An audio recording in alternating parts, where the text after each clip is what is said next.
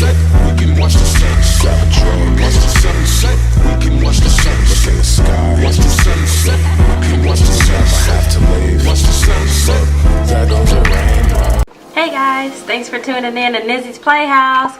So we back again. I got another wig tutorial for y'all. If you recognize this wig, you already know this is one of my favorite wigs. It's the purple lavender wig. Make sure you watch that video up above. But what I'm gonna be doing, I've had this wig for a long time and it's looking pretty wiggy. It's starting to, get all nappy and stuff. But yeah, I've had this wig for a long time, so I wanted to cut it into a bob. So that's what I'm going to show you guys how to do today. It'll be a quick voiceover. It's super easy, super simple, and yeah, just watch and learn. And if you aren't doing so already, go ahead and give this video a thumbs up and hit the subscribe button right there. Let your girl know you appreciate me. Wow. But yeah, let me know what you guys think of this tutorial. Let me know if you're going to try it. And as always, let me know if you have any questions. So stay tuned, girl. A super easy way to get your synthetic wig into a fly bob, sis. Yes, it's bob season out here. You know it's hot out here in these streets. What I'm gonna do here is I'm gonna go ahead and just detangle the wig, get all the kinks and naps and stuff out. I'm using my famous denim brush. Y'all know this is my brush, girl.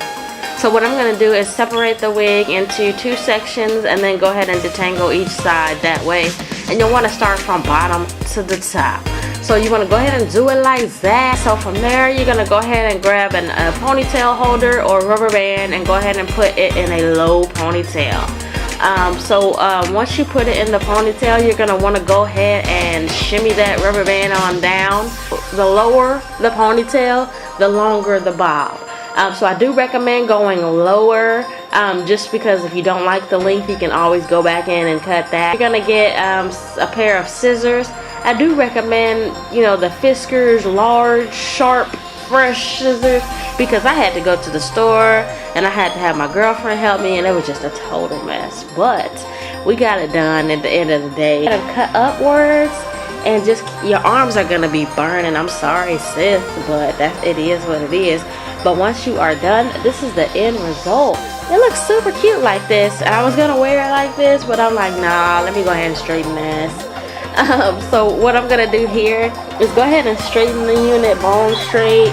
I have my flat iron here. I will leave the link below on this one. Got it for $30 from Amazon. Whoop, whoop.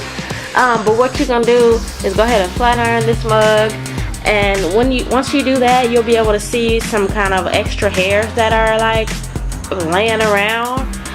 So you're gonna want to snip those off. You can see this is how the wig turns bone straight doing that method. So it's kind of like an angled bob.